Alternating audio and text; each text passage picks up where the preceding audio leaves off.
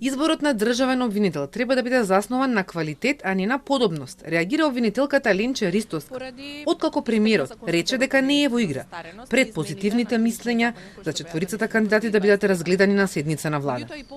Кога кандидат однапред се исклучува без анализа на неговата програма и професионален пат, тоа отвора прашања за природата на критериумите што се применуваат, вели Ристовска.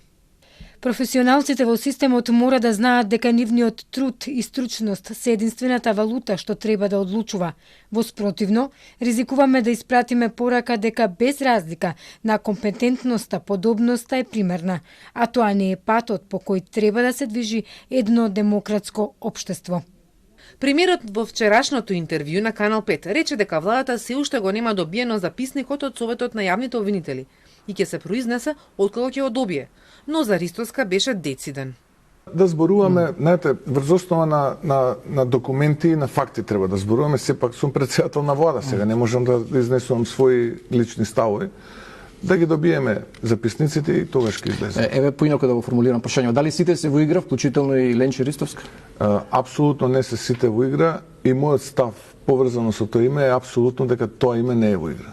Реагираа невладините од платформата за борба против корупција. Јавните изјави на премиерот со кои однапред се исклучуваат одредени кандидати во фаза кога владата се уште нема донесена одлука, создаваат ризик од политичко влијание врз процесот. Треба да се воздржуваат од какви било изјави кои оддаваат со право оддаваат впечаток на политичко влијание и занемарување на професионалноста, туку и јавно, транспарентно и аргументирано да ја образложат својата одлука врз основа на јасни и мерливи критериуми. Процесот за избор на републичкиот јавен обвинител е сериозен тест за институционалната зрелост на државата и не треба да се гледа како политички процес, туку треба буквално да се докаже професионалноста во пристапот во конкретниот случај.